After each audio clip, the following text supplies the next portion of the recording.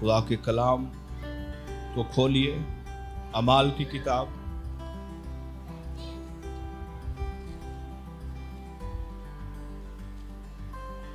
उसका दूसरा बाब,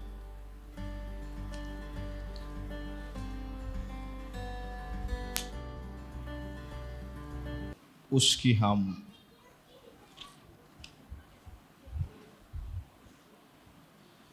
वर्ष नंबर पढ़ेंगे 40 से। अमाल की किताब दूसरा बाब, उसकी 40वीं आयत से खुदा के कलाम को पढ़ा जाएगा। और पत्रस कलाम कर रहा है, एक ईद का मौका है और जो इज्तिमा है ये बहुत बड़ा है। रूहुल कुद्स नाज़िल हो गया, पेंतिकोस्त का दिन है और सुनने वाले मुतवज्जा हुए तो पीटर ने कलाम को बोलना शुरू किया। तो इस कॉन्टेक्स्ट में, इस शाको सबाक में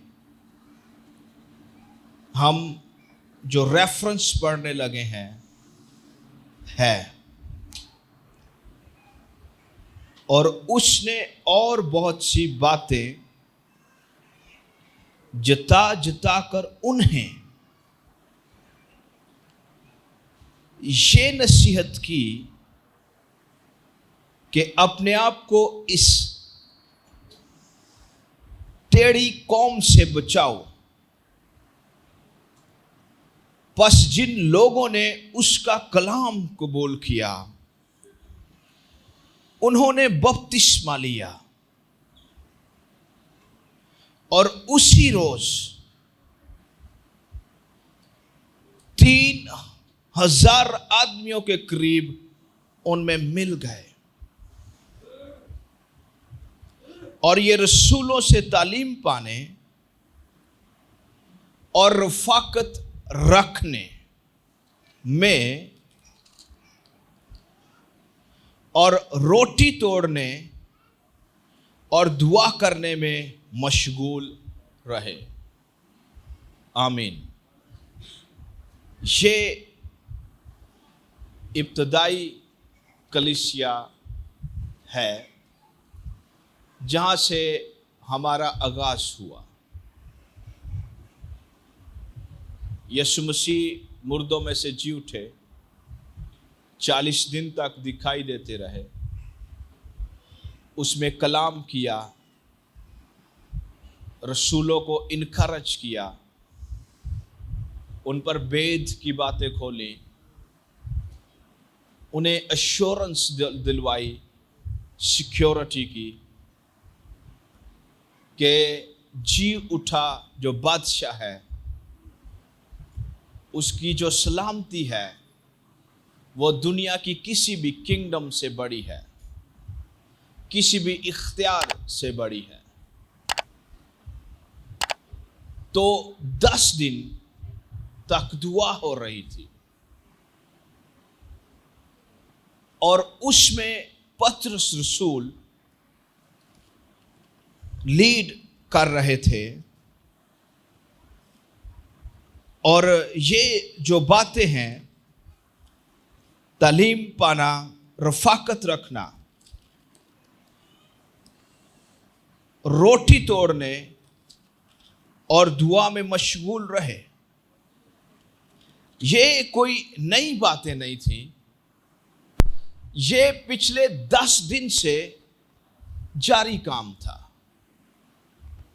और पतरस रसूल 120 के ग्रुप का लीडर था। तो उसमें उसने स्क्रिप्चर्स, कलाम, सहाइफ को बड़ी वजाहत से तशरीह करना शुरू कर दिया। और कलाम कहता है ये सब के सब चंद औरतों और यीशु की मां मरियम और उसके भाइयों के साथ एक दिल होकर दुआ में मशगूल रहे। और उन्हीं दिनों में पतरस भाइयों में जो तखमीनन 120 शख्सों की जमात थी, खड़ा होकर कहने लगा, ए भाइयों, उस नविश्ता का पूरा होना जरूर था जो रूहुल कुद्स ने दाऊद की जुबानी उस यहूदा के हक में पहले से कहा था, जो यीशु के पकड़ने वालों का रहनुमा हुआ, क्योंकि वो हम में शुमार किया गया और उसने इस खिदमत का हिस्सा पाया। और पतरस रसूल तकरीबन 10 दिन तक सहाइफ की तशरीह करते रहे। और ये जो फेलोशिप है 10 डेज की, 10 दिन, वॉज पावरफुल। इसमें दुआ हो रही है और दुआ के साथ साथ कलाम की तशरीह कलाम की अपनी स्पिरिट से हो रही है। जमीन पर सबसे खतरनाक जो चीज है चर्च के खिलाफ, वो ईमानदारों का कलाम को अपनी समझ से समझने की कोशिश करना है। इस कलाम की तशरीह अपनी समझ से जब भी करते हैं इंसान, तो तकसीम आती है, डिनोमिनेशंस बन जाती हैं, नए नए ख्यालात जमीन पर उभर कर सामने आना शुरू हो जाते हैं। लेकिन जब यह कलाम की स्पिरिट से तशरीह होता है, इसे एक्सपोज किया जाता है, इसकी वजाहत की जाती है, तो देयर कम्स क्लियरेंस, वहां पे सफाई होती है, चीजें वाज़ेह होती हैं, और फिर डिसर्नमेंट स्टार्ट टू ऑपरेट। जब भी कलाम ठीक तशरीह किया जाता है, तो जो डिसर्नमेंट होती है, इम्तियाज होती है, रूहों को परखना होता है, ये ईमानदारों की जिंदगियों में काम करती है। इसलिए रफाकत रखना, रोटी तोड़ना, दुआ करना, ये रसूलों की जो तालीम है उसकी बुनियाद है। और पेंटिकोस्ट ने जो बड़ी अजीम नेमत चर्च को दी है, वो रफाकत रखना है। एक सर्वे किया गया और उसमें कैदियों को बुलाया गया और उनसे पूछा गया कि कैद में सबसे खतरनाक जो चीज थी, जिसका तजर्बा आपने किया, वो क्या है? और सब ने जवाब दिया कि कैद में तन्हाई हमें खा गई है। जो चर्च है, जब ये तन्हा होता है, तो दुनिया की फिक्रें इसे खाती हैं, दुनिया की चीजें इसे घेरती हैं, ख्यालात, सपोजिशंस हम फर्ज करना शुरू कर देते हैं। हम ट्रूथ बेस्ड से निकलकर हम ख्यालात बेस्ड होना शुरू हो जाते हैं। हमारी बुनियाद सच्चाई नहीं रहती, ख्यालात होते हैं। किसी ने खूब कहा है, जो एम्प्टी माइंड होता है, खाली जहन होता है, वो इब्लीस की वर्कशॉप होता है। और ये उस वक्त होता है जब ईमानदार, मुकद्दस, बुलाए हुए, जिन्हें अनॉइंट किया गया, गिफ्ट दिए गए हैं, बुलावे दिए गए हैं, नेमतें बख्शी गई हैं, जब वो आइसोलेशन में जाते हैं, तन्हा हो जाते हैं। एक शख्स हुआ है John Wesley, very powerful man,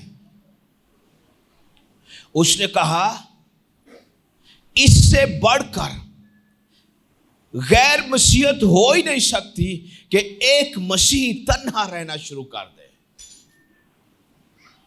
एक और शख्स ने कहा, डॉक्टर बिली ग्राम ने, कि कलीसिया में आने वाले आग में पड़े हुए कोलों की मानित हैं। जब ये आपस में इकट्ठे रहते हैं तो इनकी रोशनी, इनका शोला बहुत बड़ा होता है। जब ये कोयले अलग अलग किए जाते हैं तो दे स्टार्ट टू डाई, ये मरना शुरू हो जाते हैं। एक शख्स ने कहा, जिसका नाम वॉचमैनी है, वॉचमैनी को मुसीबतें उठाने वाला रसूल कहा जाता है। उसने कहा फेलोशिप का मतलब यह है, जब कोई मेरे साथ मसीह की बातें करे तो मैं उसकी बातें सुनने के लिए तैयार रहूं। जॉर्ज एल्डन लेड ने कहा, जिंदगी और रफाकत, जिंदगी और चर्च की जो रफाकत है, ये ऐसे ही है जैसे आपने मरने से पहले ही खुदा की हजूरी का जो बेहतरीन तजर्बा है, टेस्ट है, वो जमीन पर आपने कर लिया है। और इब्रानियों का खत यूं कहता है कि जो मसीह में शामिल हो गए उन्होंने आसमानी बख्शिशों का मजा चाख लिया है। और जो ग्रेटेस्ट डेंजर है ईमानदार के लिए, खतरा है, जो अजीम खतरा है ईमानदार के लिए, मुकद्दसों के लिए, ईमानदारों के लिए, वो ये है कि वो जमीन पर रहते हुए उस बख्शिश का तजर्बा करने से महरूम रहे। वो निजात जो डिपॉजिट है, जो इन्वेस्टमेंट है सलीब की हमारी जिंदगियों के अंदर, उसका लुत्फ उठाने से हम महरूम रहे। और लेड कहते हैं कि जब भी ईमानदार फेलोशिप से निकल जाते हैं, उनकी जिंदगियां बदजायका हो जाती हैं।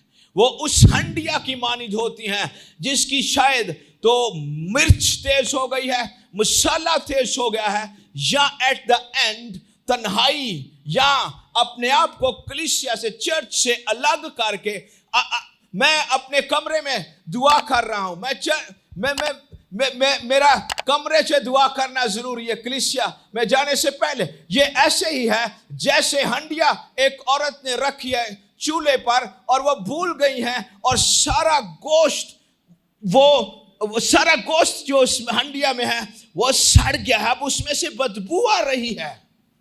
तन्हाई बदबू पैदा करेगी। चर्च से, ईमानदारों से, मैं बात चर्च की कर रहा हूं। चर्च क्या है? चर्च ईमानदारों का ग्रोह है जो गुनाहगार थे, यीशु के लहू से धुल गए, रूह कुद्स से ममूर हो गए, नेमतें आ गई, रूह का फल आ गया। जब मुसीबत आई, सब्र की दौड़ दौड़ना शुरू कर दी। जब मसीह की गवाही की बात आई, सबसे आगे हो गए। जब ईमान की बात आई तो मुश्किल हालात में भी मौजज़ात को देखना। This is church. मैं आम शख्स की बात नहीं कर रहा। फेलोशिप, रफाकत, चर्च की यह सोल है। ना वाला रफाकत नहीं, फ्रेंडशिप, बेलॉस फ्रेंडशिप। चर्च क्या है? चर्च, मसीह ने कहा पतरस से, तू मुबारक है, इस पत्थर पर अपनी कलीसिया बनाऊंगा, आलमे अरवाह के दरवाजे इस पर गालिब नहीं आएंगे। जमीनी गुर्बत के दरवाजे शायद आप पर गालिब आते हुए नजर आए, लेकिन जो आसमानी धन दौलत मसीह की निजात की सूरत में दिया गया है, वो इत्मीनान को कभी जाने नहीं देगा। वो अशुद्धगी को कभी खत्म नहीं होने देगा। वो आप मुश्किल हालात में भी हैं, आप शिफा हैं, आपके अल्फाज में शिफा है, आपकी बातों में शिफा है, आपकी प्रेजेंस, आपकी मौजूदगी में शिफा है, आपके साथ चलने में शिफा है, आपके साथ उठने बैठने में शिफा है। ये कलीसिया है, ये मसीह यीशु की दुल्हन है। आमीन, आमीन, आमीन। जो लव्स फेलोशिप है, ये एक डिक्शनरी है, इटमोलॉजी, उसके मुताबिक ये दो अल्फाज हैं। फेलोशिप, फेलो कहते हैं पार्टनर को, साथी को। जैसे मिसाल के तौर पर जब भी हम पेयर कोई खरीदने जाते हैं, शूज का पेयर, जूतों का जोड़ा आप जब खरीदने जाते हैं, उसमें दो जूते होते हैं और दोनों का साइज एक होता है, कलर एक होता है, उनकी जो बनाने का डिजाइन होता है वो एक होता है और उसका नंबर सेम होता है, उसकी क्वालिटी एक होती है दोनों जूतों की।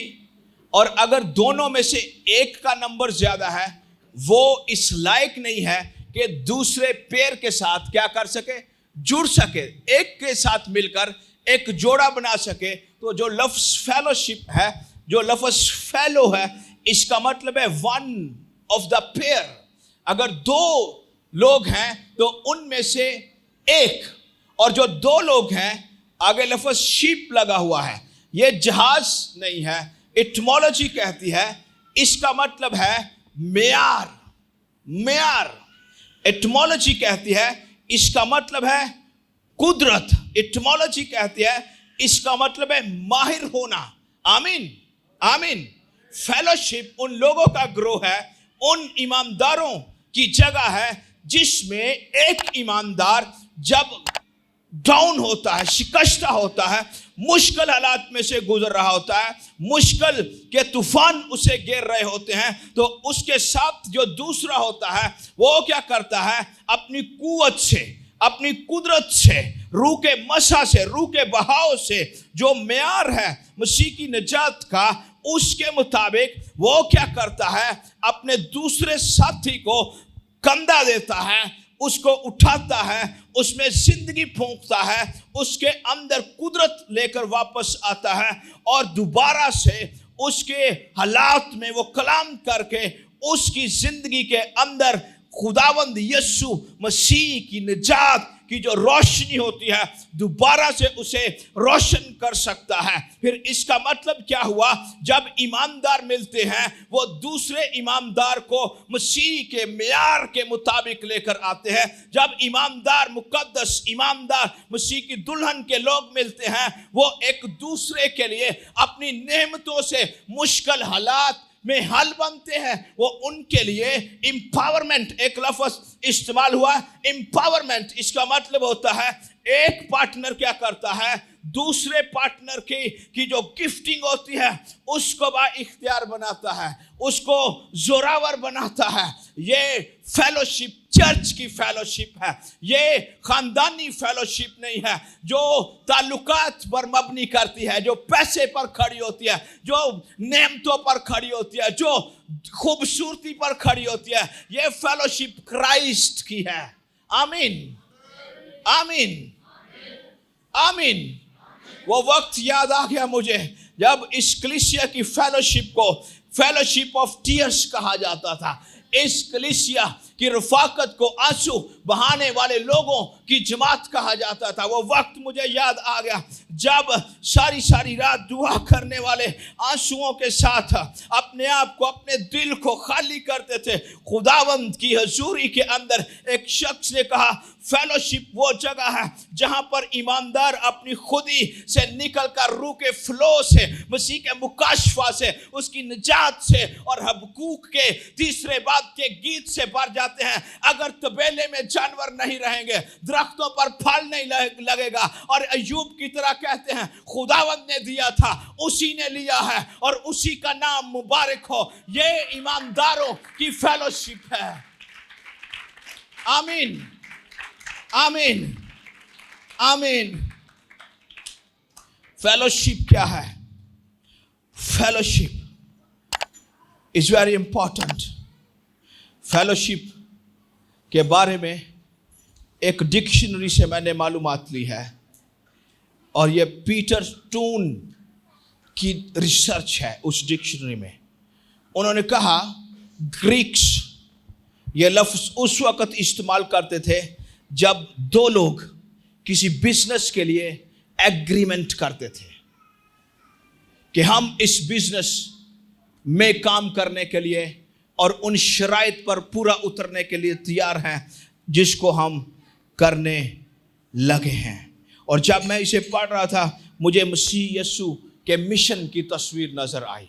उसने दो लोग भेजे और उन्होंने कलाम किया, मौज से हुए, रूहें बची, और अबलीस को आसमान पर से यीशु ने गिरते हुए देखा। तो इस जगह पर बैठे हुए जितने भी ये कहते हैं कि मैं निजात याफ्ता हूं, मैं कौन हूं? मुझे ना बताएं, अपने आप से सवाल करें, आपकी कलीसिया के साथ रफाकत कैसी है?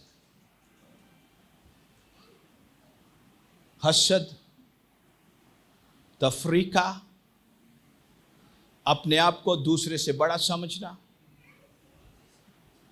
इंतजाम में लोगों की इज्जत ना करना।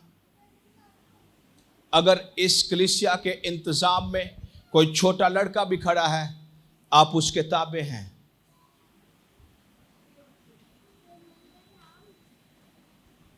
आप उसके ताबे हैं। जब भी हमारा सेमिनार होता है, कपल सेमिनार, तो लड़कियां अक्सर खड़ी मिलती हैं, तो मैं खुश होता हूं और मैं वो काम नहीं करता जो मुझे कर लेना चाहिए। मैं उनसे रिक्वेस्ट करता हूं कि आप मेरे लिए ये कर सकती हैं क्या? क्या आप मेरे लिए ये कर सकती हैं? मैं उनको ऑनर करने की कोशिश करता हूं, इज्जत, रिस्पेक्ट देने की कोशिश करता हूं। ये बिजनेस है मसीह की मिनिस्ट्री का, और ये डिमांड करती है कि अपने से दूसरे को बेहतर जानो। यीशु ने एक दफा एक तमसील कही। उसने कहा एक शख्स ने मजदूर लगाए, उनसे मजदूरी मुकर्रर की, दोपहर को गया और मजदूर ले आया, वही मजदूरी जो कुछ घंटा रह गया या कुछ मिनट रह गए, वो फिर बाजार च गया और मजदूर ले आया। और उन्हें की कीता, उन्हें उन्हां दी मजदूरी भी उन्नी रख दी। मालिक ने तिन्ना दी मजदूरी उन्नी, उन्होंने काम ज्यादा किया, इन्होंने कम किया, इन्होंने उससे भी कम किया। इससे फर्क नहीं पड़ता आपका तजर्बा कितना है मसीह में, इससे फर्क नहीं पड़ता आपका उससे कम है, इससे फर्क नहीं पड़ता मेरा अब से भी कम है। मसीह के साथ जितना बड़ा तजर्बा है उतनी बड़ी इज्जत आप लोगों को दें।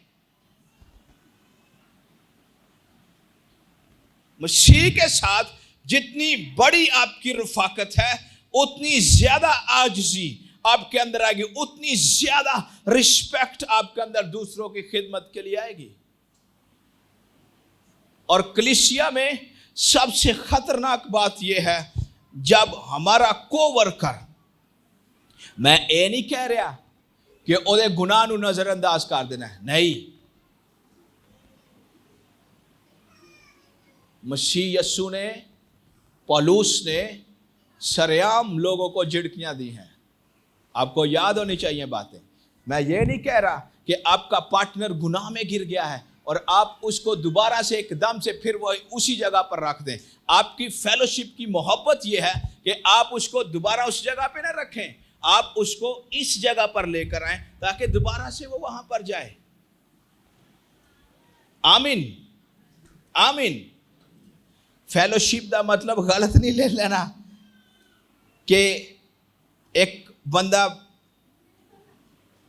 मौका पहनते सब कुछ कर लेंदा है ते ओ फिर तवक्को करे कि मेरी प्लेस ओली होवे। नो, आपको नहीं मिलेगी वो जगह।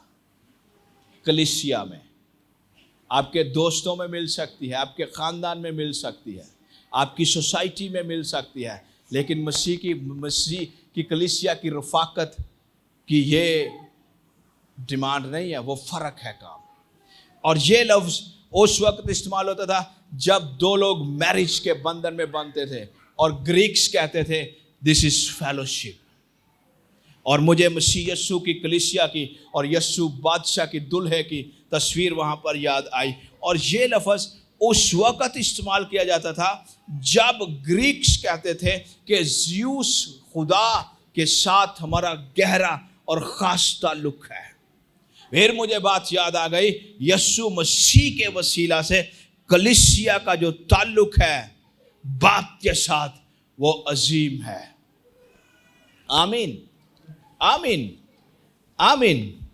फेलोशिप, ये जो जगह है, अमाल की किताब का पहला बाब, इसमें 10 दिन है रफाकत के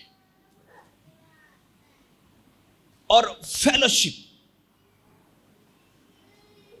बड़ी स्ट्रांग है। इसमें दुआ हो रही है, इसमें पेंटिकोस्ट का इंतजार हो रहा है, रूह के आने का इंतजार हो रहा है।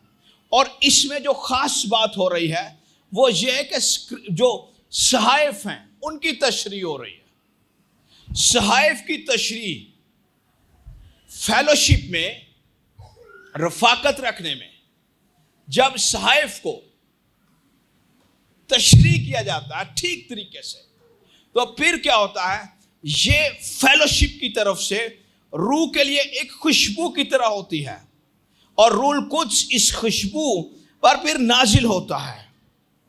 फेलोशिप, जब फेलोशिप में स्क्रिप्चर्स को डिस्कस किया जाता है तो फिर पता क्या होता है, फिर जो मसीह यीशु की शख्सियत है, इसके साथ हमारी जो पहचान है ये बढ़ती जाती है और ज्यादा होती जाती है। जो स्क्रिप्चर्स की तशरीह है फेलोशिप में, ये रूल कुछ को अपनी तरफ रागम करने का कानून है कि रूह का बहाव आए और हम पर ठहरे। जब जब कलाम के मुताबिक कोई भी काम किया जाता है, रोल कुछ लाउ टू कम, रोल कुछ अपने आप को उस जगह पर नाजिल करने में आसानी फील करता है। आमीन। तो रोल कुछ के लिए दुआ जरूर किया करें, लेकिन जब आप अपने आप को, हम सब मिलकर अपने आप को सहायफ की स्पिरिट में रखेंगे, रूह बहना शुरू हो जाएगा, रूह बहेगा। पतरस अभी कलाम कर रहा था, रूह आ गया। फिलिप्पस कलाम कर रहा था और हबसी खोजा ने कहा पानी आ गया है। आमीन, पानी आ गया है। क्या आ गया है? पानी आ गया है। अब कौन सी चीज है जो मुझे रोके बपतिस्मा लेने से? और कलाम कहता है उसने बपतिस्मा लिया और खुशी करता हुआ वो लौट गया। What a fellowship. आप एक लम्हे के लिए किसी के साथ मिले, उसकी जिंदगी बदले। अमाल की किताब ऐसे वाकयात से भरी पड़ी है। अपने आप से क्वेश्चन करें, सवाल करें, आंखें बंद करें, अपने आप से सवाल करें,